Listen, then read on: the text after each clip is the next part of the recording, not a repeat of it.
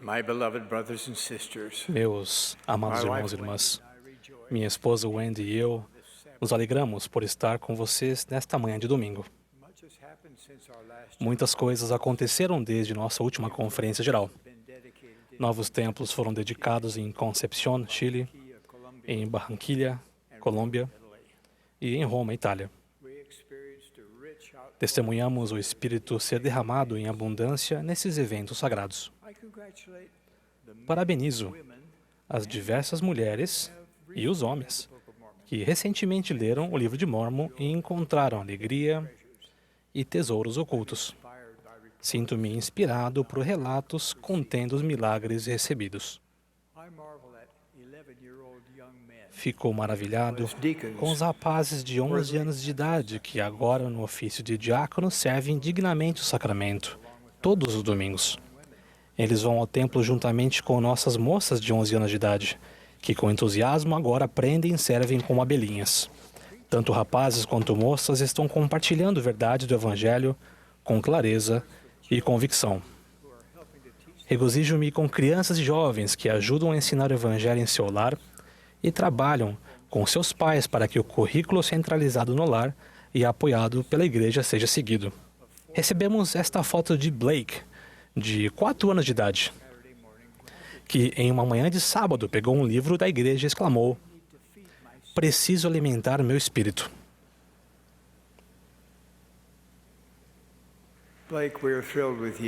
Blake, estamos entusiasmados com você e com outros que estão escolhendo alimentar seu espírito ao se banquetearem com as verdades do Evangelho restaurado de Jesus Cristo. E ficamos encantados ao saber que muitos estão recebendo o poder de Deus em sua vida à medida que adoram e servem no templo. Como muitos sabem, nossa família vivenciou uma terna separação há 3 meses, quando nossa filha Wendy partiu desta vida mortal. Nos últimos dias de sua batalha contra o câncer, fui abençoado com a oportunidade de ter uma conversa de despedida entre pai e filha. Segurei as mãos dela e disse a ela o quanto eu a amava e o quão grato eu era por ser seu pai. Eu disse: "Você se casou no templo e honrou fielmente seus convênios.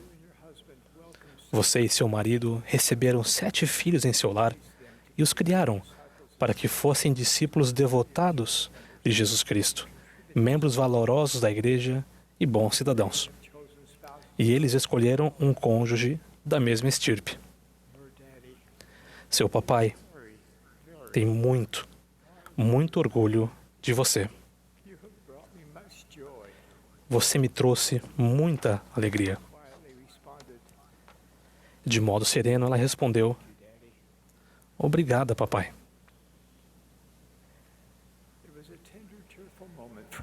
Foi um momento afetuoso e cheio de emoção para nós. Ao longo de seus 67 anos, trabalhamos juntos, cantamos juntos e muitas vezes esquiamos juntos. Mas naquela noite falamos das coisas que mais importam, tais como convênios, ordenanças, obediência, fé, família, fidelidade, amor e vida eterna. Sentimos muita falta de nossa filha. No entanto, graças ao Evangelho restaurado de Jesus Cristo, não estamos preocupados com ela. À medida que continuamos a honrar nossos convênios com Deus, vivemos com a expectativa de estarmos com ela novamente. Enquanto isso, estamos servindo ao Senhor aqui, e ela está servindo a Ele lá, no paraíso. Por falar nisso, minha esposa e eu, no início deste ano, visitamos a cidade de Paradise, na Califórnia.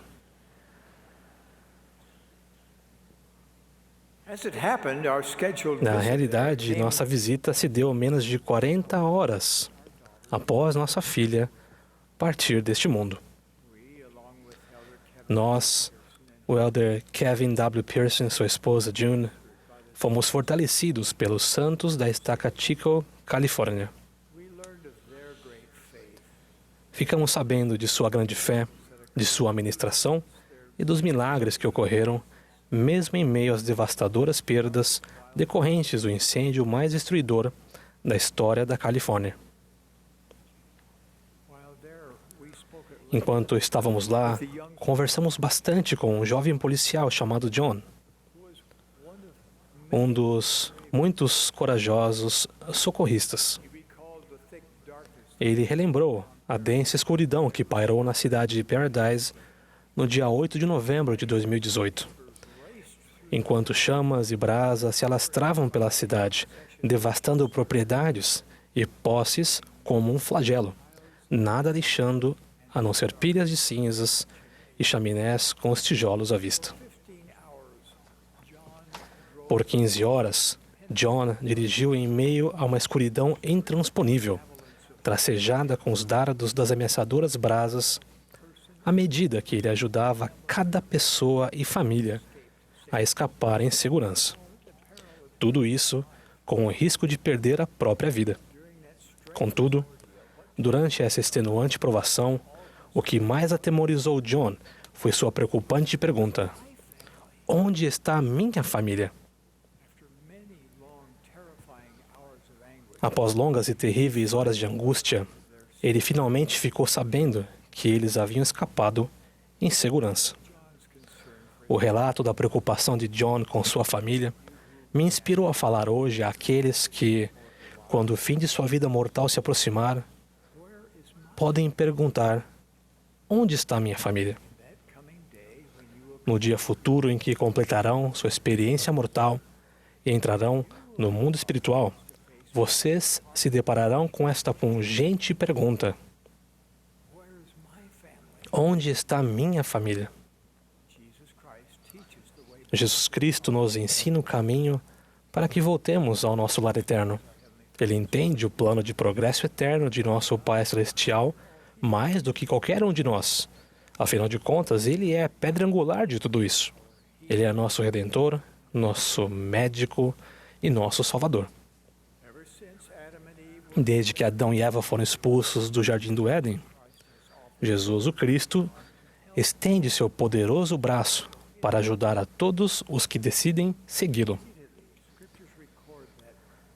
As Escrituras registram repetidas vezes que, a despeito dos diferentes pecados cometidos por todos os tipos de pessoas, seus braços ainda estão estendidos. O Espírito dentro de cada um de nós naturalmente anseia que o amor familiar dure para sempre. Músicas românticas perpetuam uma falsa esperança de que tudo de que precisamos é amor, se quisermos permanecer juntos para sempre. E alguns erroneamente acreditam que a ressurreição de Jesus Cristo disponibiliza a promessa de que todas as pessoas estarão com seus entes queridos após a morte. Na verdade, o próprio Salvador deixou bem claro que, embora sua ressurreição garanta que cada pessoa que já viveu realmente ressuscitará e viverá para sempre, muito mais é exigido se queremos obter o elevado privilégio da exaltação. A salvação é um assunto individual, mas a exaltação é um assunto de família. Ouçam as palavras citadas pelo Senhor Jesus Cristo a seu profeta. Todos os convênios, contratos, vínculos, compromissos, juramentos, votos, práticas, ligações, associações ou expectativas que não forem feitos nem acertados nem selados pelo Santo Espírito da promessa não terão eficácia, virtude ou vigor algum na ressurreição dos mortos nem depois dela, porque todos os contratos que não são realizados com esse propósito têm fim quando os homens morrem.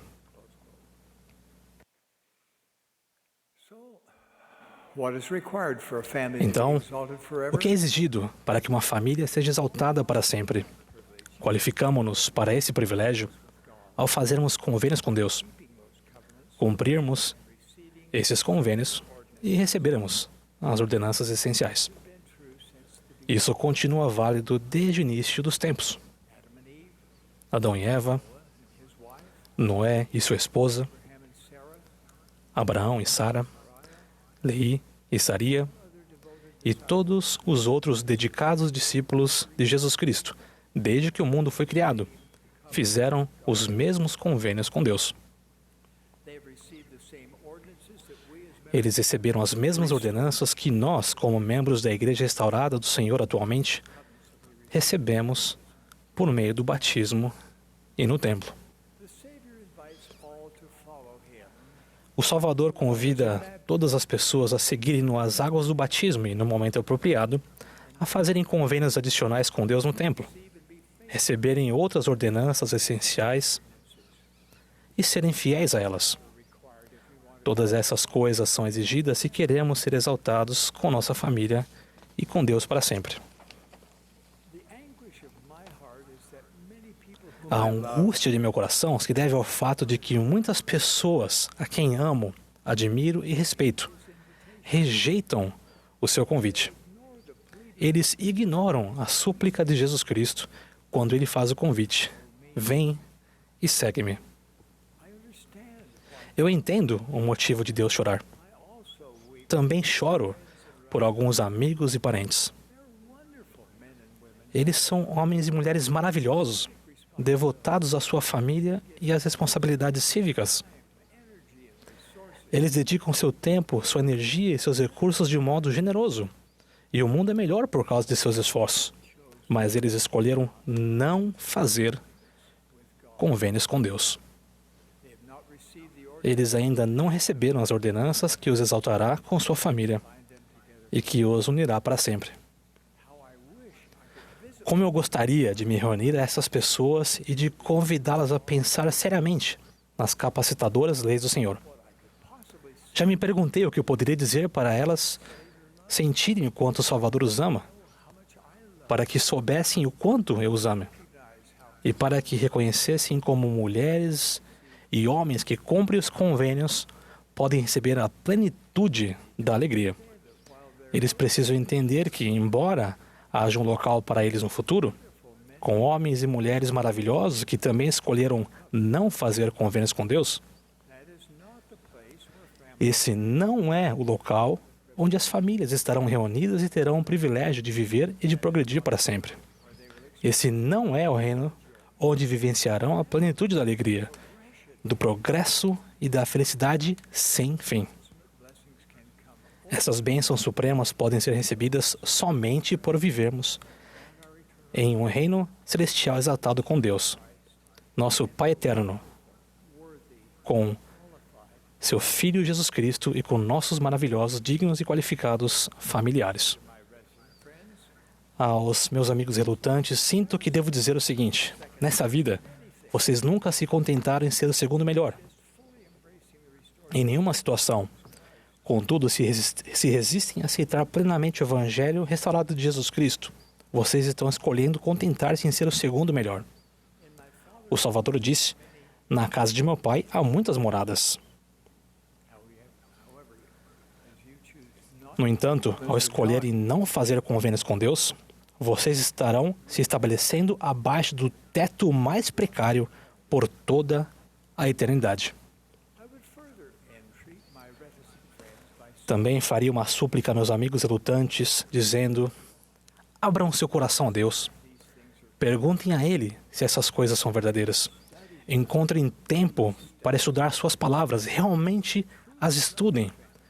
Se vocês realmente amam sua família e desejam ser exaltados com ela por toda a eternidade, paguem o preço agora, por meio de um estudo sério e de orações fervorosas, a fim de conhecerem essas verdades eternas e então viverem de acordo com elas.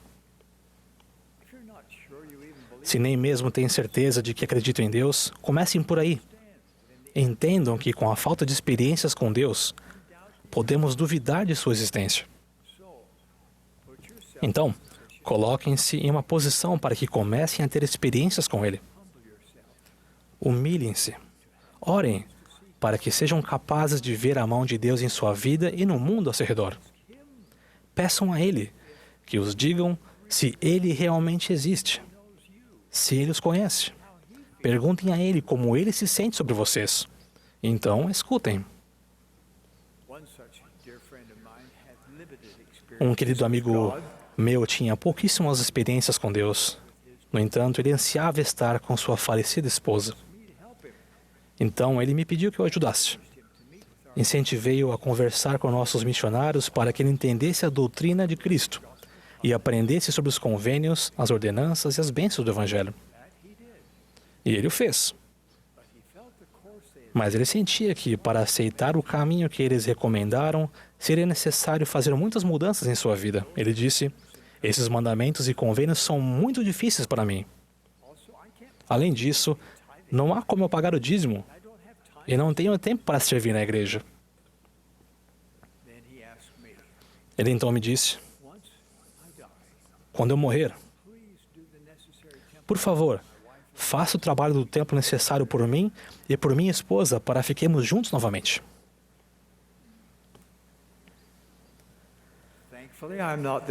Felizmente, não sou eu que o julgarei. Mas realmente questiono a eficácia do trabalho vicário no templo para um homem que teve a oportunidade de ser batizado nesta vida, de ser ordenado ao sacerdócio e de receber as bênçãos no templo durante a mortalidade, mas tomou a decisão intencional de rejeitar esse caminho.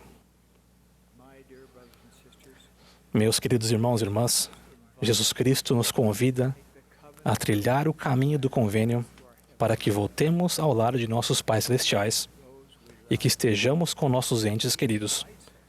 Ele nos faz o convite: vem e segue-me. Agora, como presidente de sua igreja, imploro a vocês que se distanciaram da igreja e a vocês que ainda não buscaram saber realmente que a Igreja do Salvador foi restaurada. Façam o trabalho espiritual para descobrir por si mesmos. E, por favor, façam-no agora. O tempo está se esgotando. Testifico que Deus vive. Jesus é o Cristo. Sua igreja e a plenitude de seu evangelho foram restaurados para abençoar nossa vida com alegria, tanto hoje quanto no futuro. Presto testemunho disso em nome de Jesus Cristo. Amém.